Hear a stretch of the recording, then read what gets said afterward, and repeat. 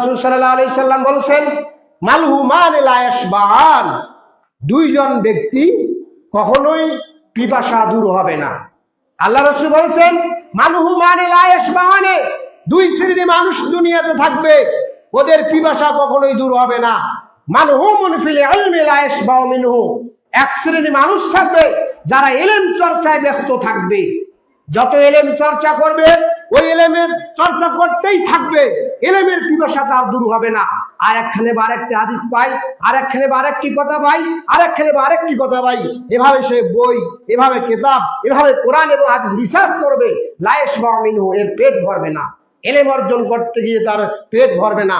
আরো বাকি কথা আছে, আরো বাকি কথা আছে।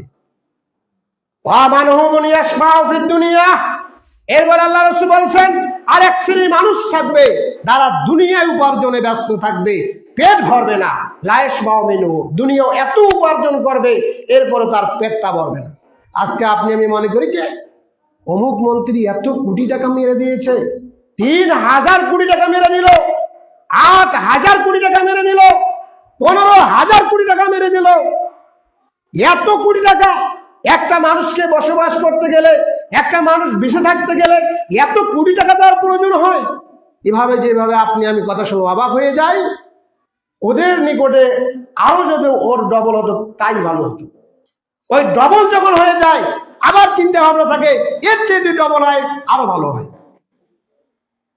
আপনি আমি যেভাবে ১,৫০০ টাকা ইনকামাই করা হয় না, ধান্দা থেকে আজকে ৭০০ টাকা ইনকামাই করতে হবে, ১,০০০ টাকা উপার্জন করতে হবে, হয় না কেন? ১,০০০ টাকা হবে না কেন? এভাবে যেমন আপনার আমার গতির পরিবর্তন হয়, অনুরূপ ভাবে ওদেরও পরিবর্তন হয়।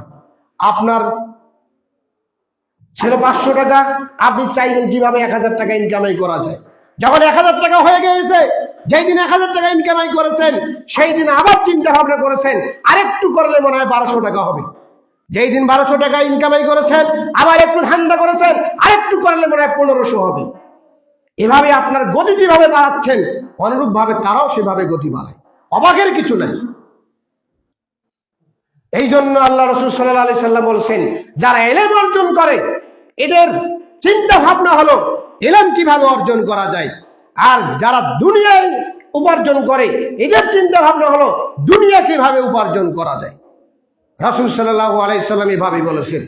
অন্যত্র আল্লাহ রাসূল বলেছেন, ইয়ারামুল আদম ওয়া ইয়াশুব্বু মিনহু ইসনান, আদম সন্তানের সব জিনিসই পুরাতন হবে, আদম সন্তানের সব জিনিসই পুরাতন হবে, বিরুদ্ধ হবে, দুইটা জিনিস আদম সন্তানের বিরুদ্ধ হবে না। আল্লাহ রাসূল বলেছেন আদম সন্তানের দুইটা জিনিস বিরুদ্ধ হবে না, আল হিরসু আলাল মাল, মাল যেভাবে অর্থ সম্পদ যেভাবে সে উপার্জন করতে চায় এভাবে উপার্জন করার জন্য চায়, এই চাহিদাটা তার কখনো বিরুদ্ধ হবে না। হয় বুড়া বয়সে যেভাবে টাকা ইনকামাই করতে চায়, এটা মনে হয় জোয়ানকাল, মানে এক তর বড় একজন যুবক মানুষ, সেভাবে তার অর্থ সম্পদের প্রতি চাহিদা থাকে।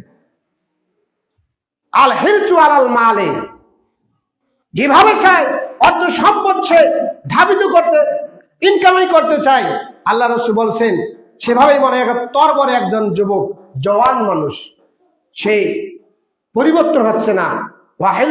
ওয়াল হিরসু আলাল উমর, আরেকটি হচ্ছে বয়স, বুড়ো হয়ে গিয়েছে এরপরেও তার আখলাক চরিত্র ভালো হয়নি।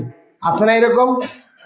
একেবারে বুড়াটি বয়স, ৫০ বছর বয়স, ৬০ বছর বয়স, ৪০ বছর বয়স, ৮০ বছর বয়স, ভ্যান চালায়, একজন ভ্যান চালায়, আর একটা কুমারী সুন্দরী মেয়ে যদি বেপরদায় চলাফেরা করে তার দিকে যেভাবে সে তাকায় মনে হয় তার যৌবন পরিবর্তন হয়নি, তার বয়সের সীমা যুবকের জায়গায় থেকে গেছে।